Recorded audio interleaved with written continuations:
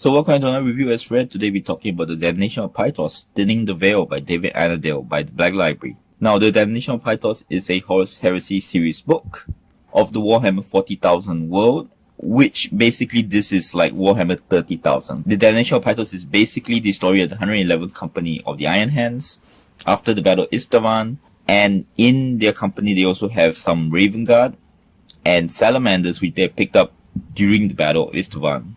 As they're going about in their very depleted company, they pick up some psychic signal to a planet, and this is what happens on that planet. So we're going to the pros, cons, and a conclusion.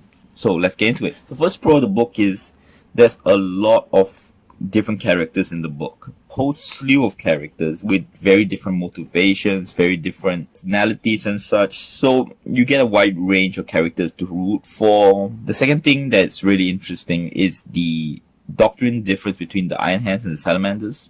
The Iron Hands believe that the flesh is weak, so they try to make themselves more and more machine-like, and so they believe in only strength, whereas the Salamanders believe in protecting the weak. But that play between the two different Space Marine doctrines and how it plays out in how their battle doctrines, how they go about day to day, is actually quite interesting.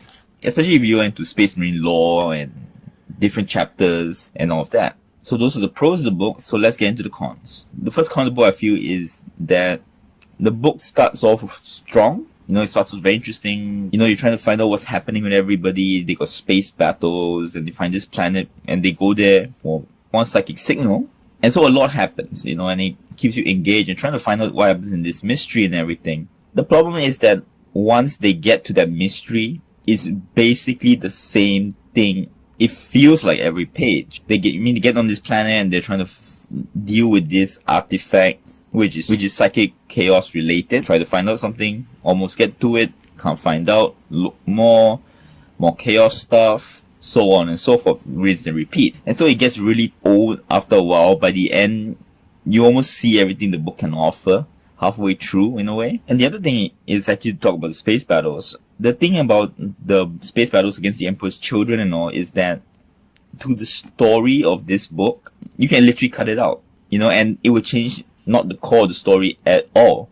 It's totally included just for fans, I feel, of these Iron Hands, on what happened during the Horus Heresy. Another big problem I have with the story is Deus Ex Machina, which is basically miracle moments. The book is chock full of that. Characters that need to do something to move the story along are able to do it just because they need to move the story along. I'll give you an example.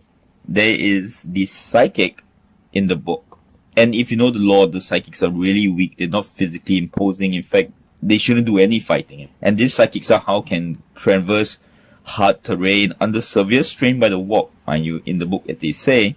And she actually can keep up with Space Marines, which are superhuman bulks. Now, you can argue that the Space Marines are keeping up pace with her, but they state in the book sometimes that they are making good time. Meaning that weakened human, alright, and psychics are known as extremely frail, is actually making and running at a level of fitness which is not what she's supposed to do. And she does this several times in the book, hurt, strained, and everything like that. When you read it, just doesn't feel believable. As much as a 40k novel is believable, but in world reality that is. A lot of the characters are tropes, and they feel very one-sided. Like example, the leader of the Iron Hands, he's all machine.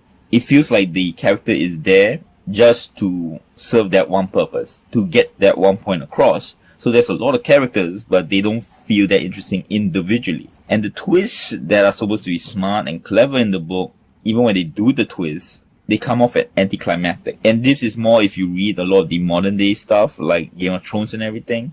Those really big twists that shock people.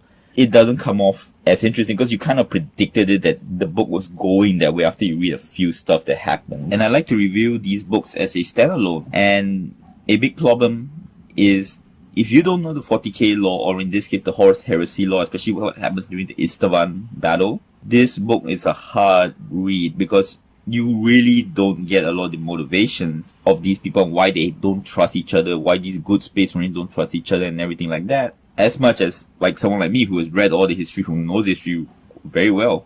So as a standalone book, it pales. So in conclusion, the Damnation of Pythos, I just can't recommend it because it's not that interesting. There's several much better Horus Heresy books. So a hard pass. Thank you very much. Till next word.